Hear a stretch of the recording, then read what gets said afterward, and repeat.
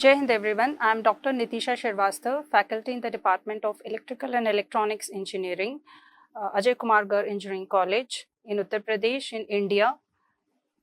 The topic what we will be discussing today is related to the subject network analysis and synthesis. So we will understand the mesh and the super mesh analysis, how it is applied to any circuit. The outline of the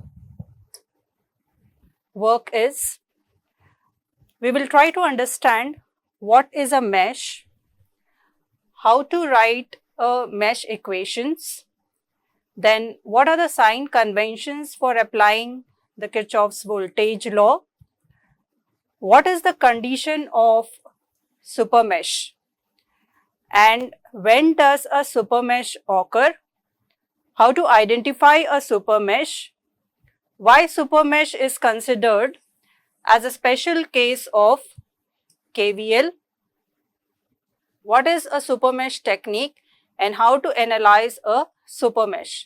So these are some of the questions which you will be able to understand its answers. So we will first understand what is a mesh. Now, why do we term this word mesh? There is a difference between mesh and loop. However, now when we simply draw a circuit consisting of a battery and a resistor, so this circuit is considered as a complete circuit. It's a closed loop. The current is flowing in this loop. There is a battery with value E and there is a resistor R. Since the circuit is closed, current flows in the circuit. So now if for example we have another branch here having a resistor R1. So now this battery is supplying current and it is supplying to both the resistors. This circuit is also a closed loop having two loops, 1, 2, and the third one can be considered this. Now there are 3 loops and 2 mesh in this circuit. So what do we mean by that? Loop is that part of the closed circuit which can again be subdivided, may or may be subdivided. And mesh is that, by definition, the terminology mesh means that it cannot be subdivided into more closed circuits or more loops, right? So now for example, how do we write the mesh equations? To know how to write the mesh equations, we need to follow certain sign conventions. Like there are 2 parts in KVL. When we understand writing equations in KVL, one is that there is a current which is responsible for the voltage drop. There is a battery which by itself is a voltage source. And when we write the loop equations or the mesh equations, we use a path. We used a fixed path to write the mesh equations. So the sign conventions based on the current, battery and the path, we will understand now how do we do that.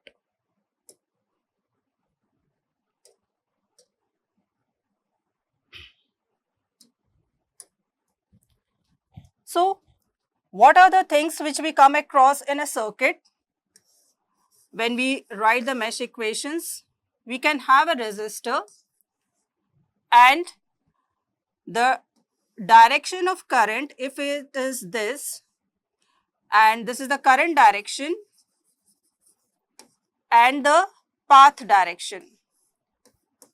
Path means the route which we are following to write the mesh equations. If path and current are in the same direction, then we consider a negative sign. The value of that voltage drop is I into R. Similarly, if we have the path direction as the same mentioned above, that is the route which we are following to write the mesh equations, and if the current direction is in the direction opposite to the path, if this is the current direction and this is the resistor R, the value of the voltage across it is I into R, and while writing the expression, algebraic expression, the mesh equation, we will consider it as a positive sign. So, in Kirchhoff's voltage law, we write voltage equations. So, drop across a resistor or a rise in a voltage. Similarly, if you have a battery and there are two ways. One is this, let us say this is A, B, C and D. Now, this is the battery E. Irrespective of the direction of the current, here we are considering the direction of the current. Irrespective of the direction of the current, if we are writing the equation in this way, that is the path of writing the equation is this, then we considered the value as positive. And if the path direction is this, whereas the positive terminal is coming first, then we use it as a negative sign. Right? So, this is the sign convention we will be using to write the mesh equations. If path and current are in the same direction, then it's a voltage drop, that is a negative sign, and if the path and the current are in the opposite direction, then it's a positive sign, that is IR will have a positive sign, whereas if the negative terminal comes first while writing the equation, then we use a positive sign, and if the positive terminal of the battery comes first and we write the equation in this direction, this is the path direction, then we use a negative sign. So, this is the sign convention we will be following.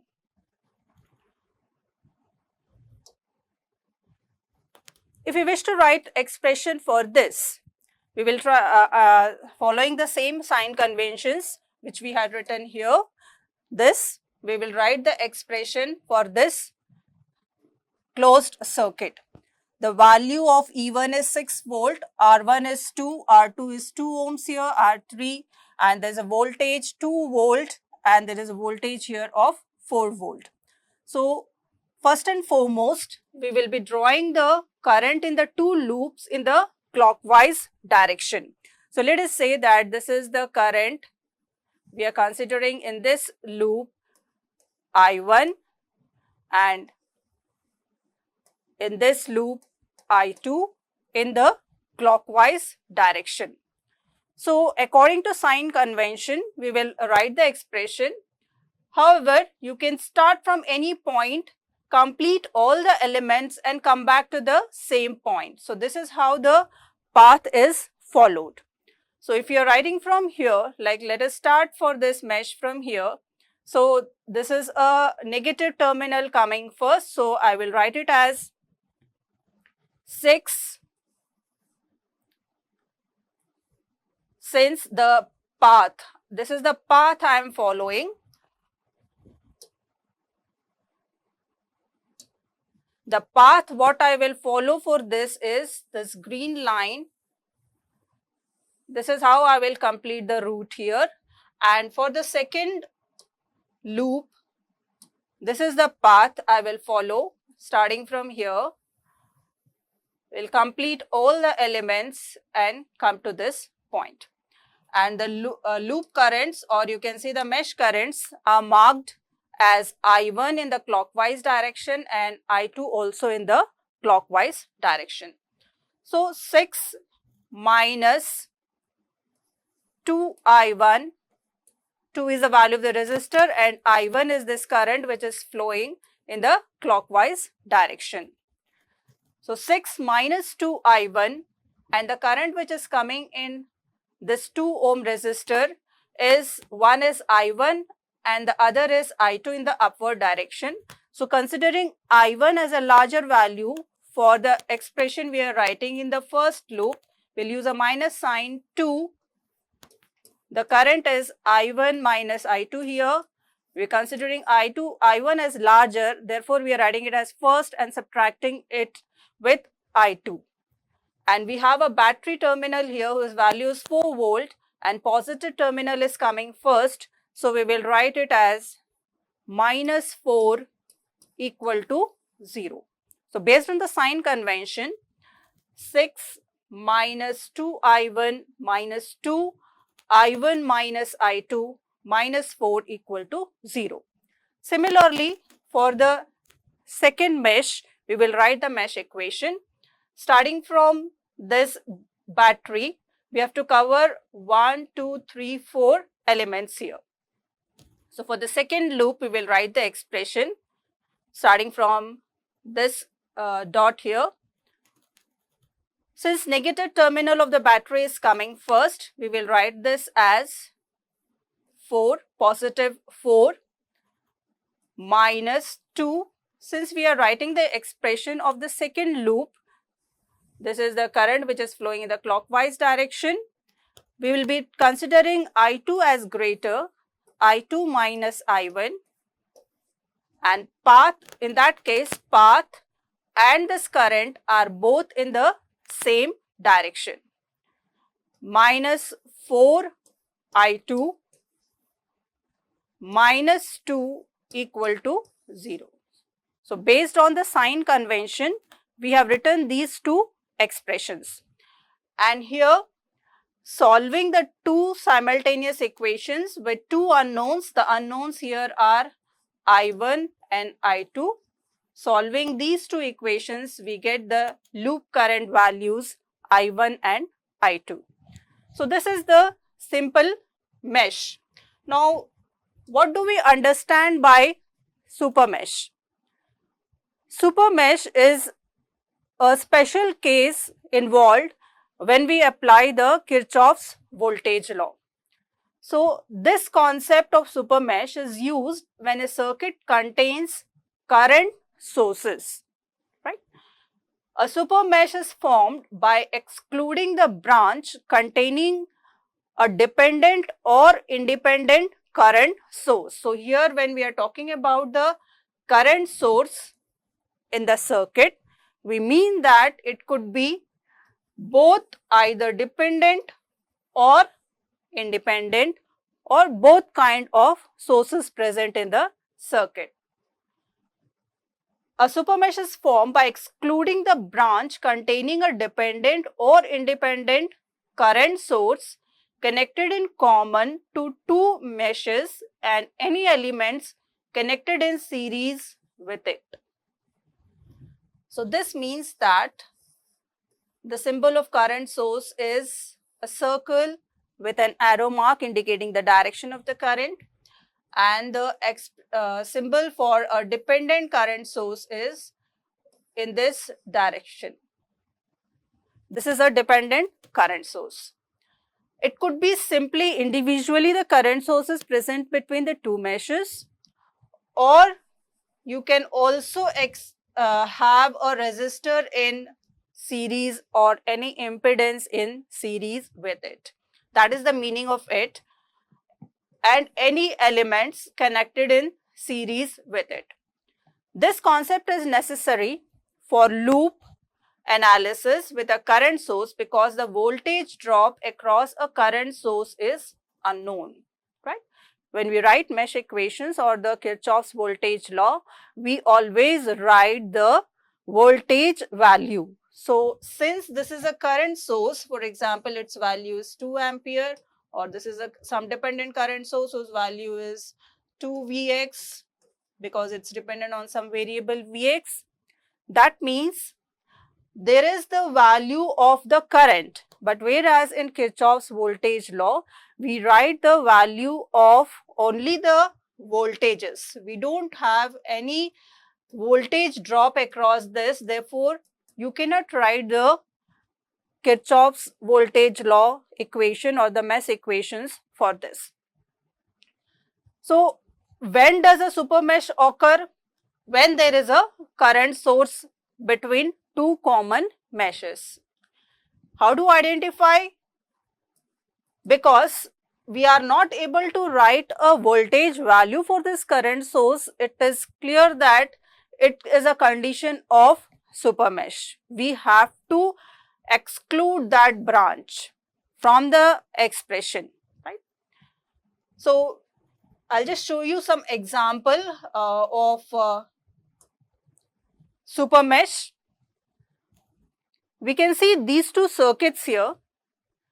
Now, this circuit, if we wish to find the current in each resistor or the voltage drop across each resistor using the mesh analysis.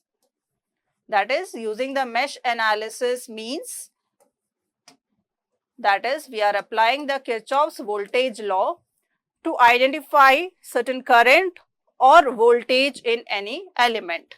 For example, this is the current I which has to be found out using the mesh analysis. So, looking at the circuit, we can see that there are 1, 2, 3, 4 and 5 mesh here. When we write the expression for this, we will consider all the 5 mesh. So, if this is I1, this is I2, this is I3,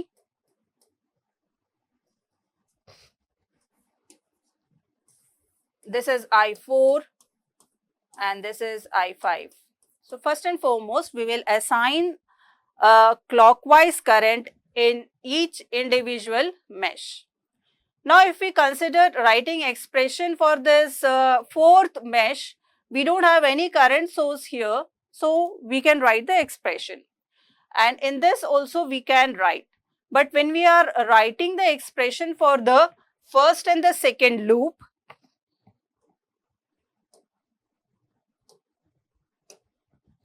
so when we are writing expression for this loop, now when we come across writing expression for this, we will not be able to write a voltage value here.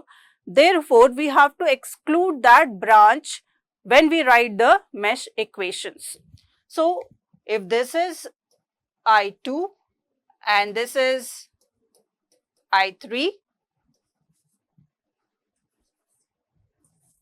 this is I1, I4 and I5. So, what super mesh does is, we are going to, this is a condition of super mesh because there is a current source common between two meshes. This current source is not a problem of mesh because super mesh, because by itself the value of I1 stands here as 10 ampere. It is not a common current source between two mesh. So, this current source does not give the condition of super mesh, whereas this current source, which is the value as 20 ampere, is the condition for super mesh. This current source is giving us the condition of super mesh. So, what is done is, we are going to write a super mesh equation for this complete mesh in the clockwise direction. The equation will be written for this full mesh here, and this constraint equation will be mentioned for the 20 ampere current source. And when we are writing the expression for this complete loop, for example, when we start writing the super mesh equation,